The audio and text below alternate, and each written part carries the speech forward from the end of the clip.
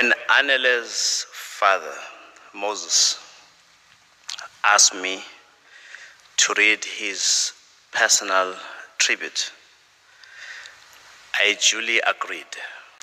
In my deepest desire that my girl live to be who she wanted to be, I nurtured these Anele traits of sheer single-mindedness, independence, and assertiveness.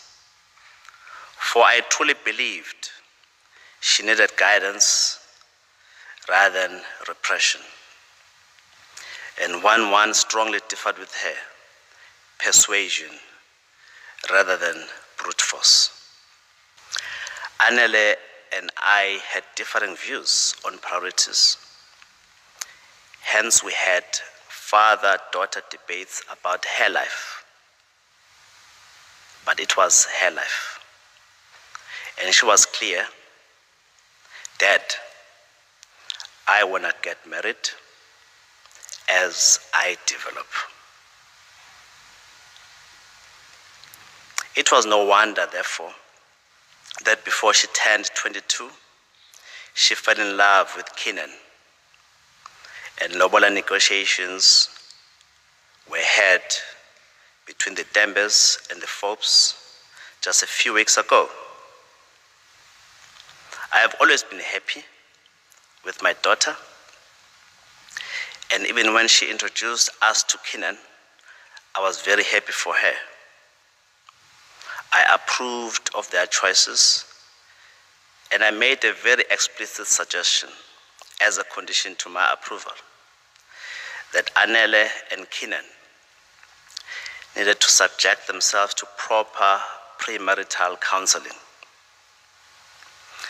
I knew Kenan loved my daughter, but I knew that their enduring companionship needed more than just love. It had to be premised and embedded on a godly foundation. I know they were due for such premarital counseling on the past weekend of misfortune. I was determined to assist both of them in conquering their challenges, some of which I knew. Anele's dream has been shattered, and so is mine. That said, I count myself as entirely privileged and blessed, having fathered a girl child like Anele. Thank you, Lord. How is Anele no more? That's a question. In answering the vexing question, I must hasten to state the obvious, that I wasn't there when Anele met her fate last Sunday. I neither seek to attack any person, nor cast aspersions, nor create suspicions, nor stigmatize any mental condition. However, I cannot allow an unfortunate narrative go unchallenged. A narrative that irks me to no end as a father, which is maliciously purveyed in some circles, that Anele, my daughter, was a chronically suicidal or had suicidal tendencies. All I can say is that until she turned 21, Anele wouldn't consider taking her own life as a solution. As Anele's father, I hereby state categorically that Anele was neither suicidal nor did she commit suicide. Ladies and gentlemen, we need to understand the forces that put us in a situation that we find ourselves. Of course, we must, as a matter of extreme priority, deal with the scourge that bedevils our youth.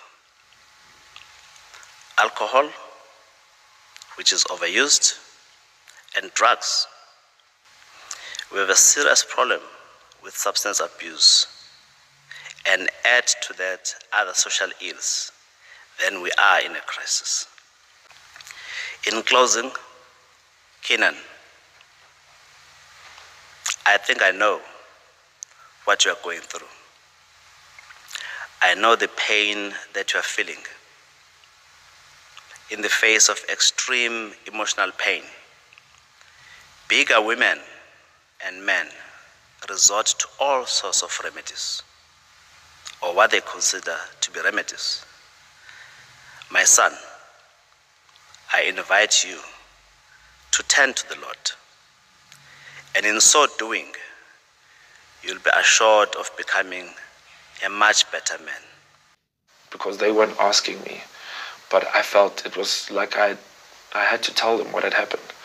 So I told them what had happened, as I told you now, and then they kind of nodded, they kind of took it in, and we spoke a bit about arrangements to get her body back to Durban, and then they left.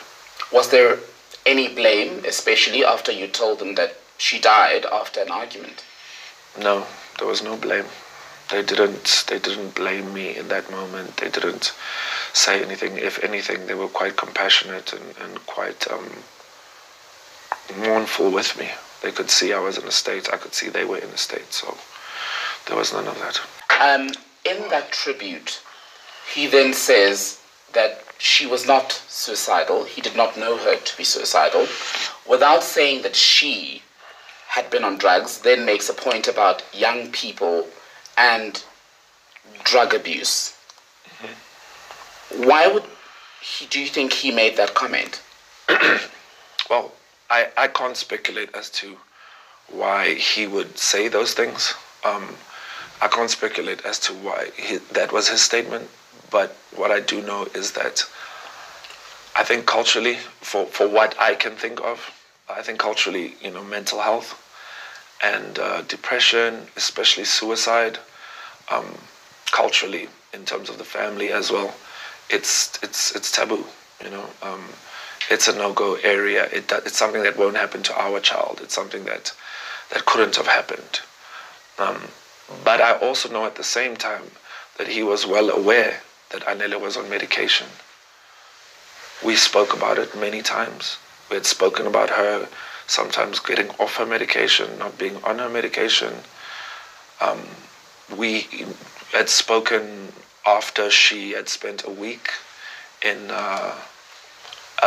Asiko, psychiatric hospital in Umhlanga. Mm-hmm. So he was well aware that she had stayed there for a week. He was aware, because me and him spoke at length about her suicide attempt in Durban.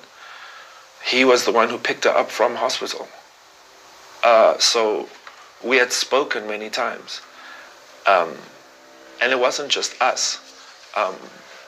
My mother had sat down with me after the Hilton Durban incident, and had sat me down and said, "Son, are you aware? Are you aware of what this is going to take? And are you prepared to go the distance with somebody who, with a condition like this? Do you understand it? Are you educated enough on the subject?" And I said, "Yes, Mom, I will do anything for her, because I love her, and the way you raised me and the way I was taught is not to abandon somebody when you love them. How could I do that?"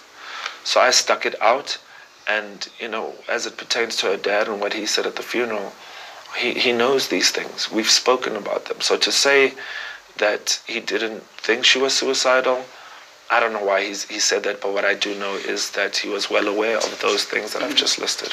And on the issue of the drugs, why did he make that point? You say you are not currently abusing any substances. Yeah. You were not on any drugs during your relationship. Yeah. Was she on substances? Like I said at the start of the interview, I'm not going to point fingers at Anele and say she was this or she was that, she was or she wasn't. For me, I'm here to speak, to protect her memory, to protect her legacy. That's what I'm here for. So you would have to ask him why he would say something like that.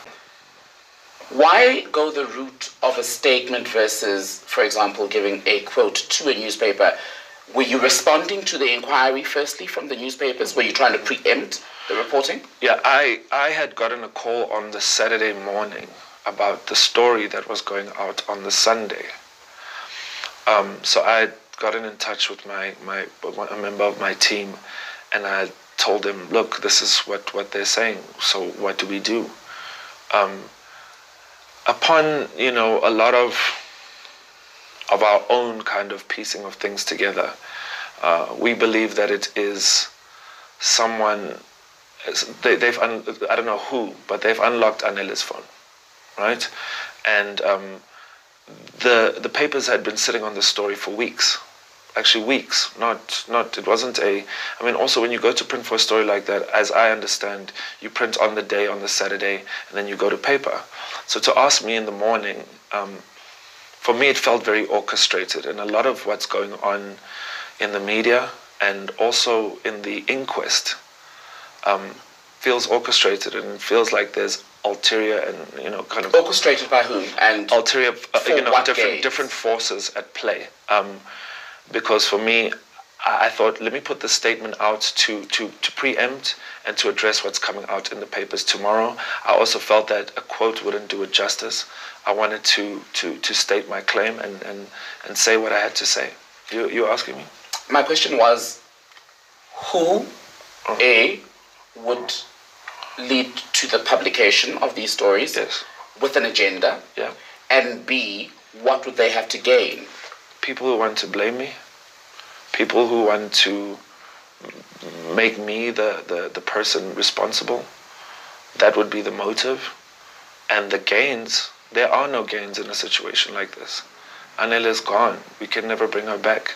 So I wouldn't say it's gains, but I know there's a lot of trauma on all sides. I know people are grieving, they're mourning, and I can't understand their process. But what I do know is the people who are providing the papers with these, videos and these clips, the timing of it is something that I'm paying attention to, because when Anele was here and things were great and we were in love, but now it's she's gone. It's all in the papers. It's in the media.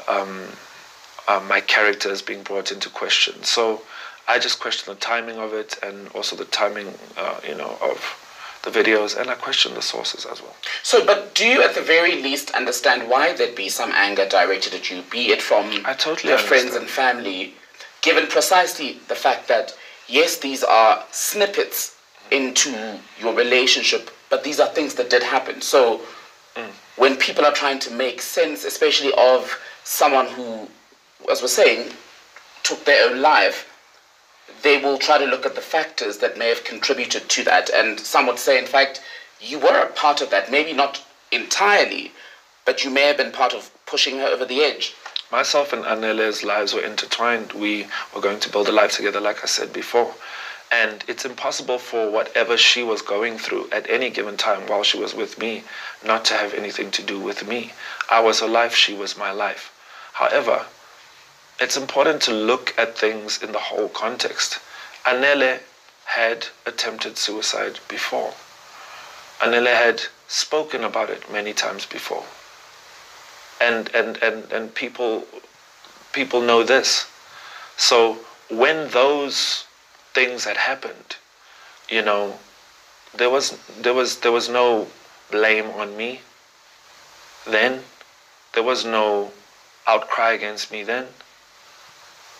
But Anele made that decision. She took her own life, and I'm here to grieve. We all grieving, and however they want to express their anger is not up to me to dictate. I can just interpret it the way that I'm interpreting it. At this stage, do you personally take on any kind of blame, any kind of accountability for where she was mentally at the time of her death? I think it's impossible not to feel part and parcel of her mental and emotional state, especially if you're trying to build a life with her and become her husband and you're headed that way. But I think it's very important to also realize that Anele had a life before me. Anele was Anele before she met me. Also within our life, Anele had her own life, her own friends, and she was her own person. She was strong-willed, and you couldn't force her to do anything that she didn't want to do. So for instance, even when you talk about drugs and you talk about abuse and so forth, you couldn't force Anele to do anything that she did not want to do. Anele made her own choices. That was the type of woman that she was, and that's why I loved her so much. But it was also the sense, at the source of a lot of difficulties that we had. So to say that I'm responsible, I wouldn't use the word responsible, but I would definitely say that wherever she was at that point in her life, my life and hers were intertwined, yes. I think it's worth saying, though, that you make the point about how she was strong-willed, she was stubborn, she made her own decisions, but the nature of abuse, even over and above your situation, is that even the strongest women can be abused, despite being strong. So I think that's worth saying. I think it's worth saying, though, that you make the point about how she was strong-willed, she was stubborn, she made her own decisions, but the nature of abuse, even over and above your situation, is that even the strongest women can be abused, despite being strong. So I think that's worth saying. But another thing that you said is that you think someone has now managed to get into her phone, and that's how the videos are now circulating. Yeah.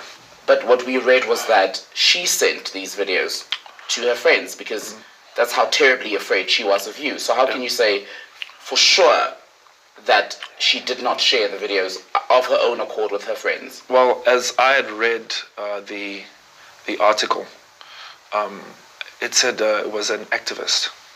An activist who does not, a GBV activist who does not want to be named. Is that how they put it? My opinion is that it is not a friend who has decided to step forward all of a sudden. What is that information that has shaped your opinion? I can't disclose that information. Do you believe it is her family that's behind what's going on? I can't point any fingers at her family. When last did you speak to the Tembe family? The last time I've spoken to the Tembe family, in particular, her father, was the day after the funeral. Yes, so I went back to their house, and I sat down with him, and I looked him in the eye, and I attempted to give him the closure of what had happened. What was that closure? Was it you recounting the events of the day his daughter died? Well, for me, if I was a father, which I am a father, if something like that had happened, I would want the person who was with her to come to me and explain to me exactly what had happened. So I felt like I shouldn't just, it's the end, it's the funeral, and off I go into the sunset. I need to go to him. He gave me his daughter's hand in marriage, so therefore I need to go sit with him and explain to him and recount to him the events that led up to this tragedy. And what did he say to your explanation? How did he receive it? He received it like a grieving father. He received it like a mournful father. He was upset. He was upset. He was upset. He was sad. He was heartbroken, and so was I. In your statement that you've issued, you refer to innuendo both in and around the funeral, but also at the service itself. What were the comments that you found troubling during the service? For me, it was at the time I didn't understand it. I think I have more clarity on why. I can only, like I said to you, I can only guess why. I have my own opinions why. But the innuendos were the ones of that she did not commit suicide. Also, the police minister being there, speaking, I didn't understand that. I didn't understand. I can understand, maybe he's a friend of the family, but the way it was done, I felt like there was kind of an undercurrent of something didn't feel right to me. I think it's strange for me because I was her husband. I had paid lobola, right? So I thought that I would have an opportunity to also speak at a funeral to pay tribute to her. And I communicated that to the family through the person on my side who was handling things through to the family. And I got there and I sat down and I opened the book of the memorial and my name wasn't there. So after I see that I'm not being permitted to speak, I kind of take it in, and then I listen to the dad's kind of testimony, and then about she not committing suicide, and then the police minister wasn't scheduled to speak, but then they said something about we have to observe him and please he has to come speak, and then up he comes to the podium and starts speaking, and I just felt like there was a lot of something didn't feel right to me. Are you accusing the family and the minister of anything? I said something didn't feel right to me. Something didn't feel right having his presence there, along with the father saying that this was not a suicide. The two together for me didn't equate. I said something didn't feel right to me. Something didn't feel right having his presence there, along with the father saying that this was not a suicide. The two together for me didn't equate. It's also in the fact that there are certain things which don't sit right with myself and my legal representatives. We asking the questions, for instance, like what type of inquest is it when obviously there's a trial by media, obviously there's going to be a trial by media, but also, for instance, Zinhle being interviewed, detectives flying up from Cape Town to interview Zinhle. Why? What is the direction of this inquest? Am I a suspect? Are you suggesting that the police are out to get you? I'm not suggesting that the police are out to get me. I'm requesting clarity on what is the status of this inquest. I mean, I think a week ago or 2 weeks ago, there was a quote from the minister with a reporter had asked him about this case, and he had kind of given a kind of a non-committed answer. So I also need to know. I also need to be updated with the status of autopsy, with the status of the inquest. Why are these people being interviewed? And what am I in the eyes of this inquest?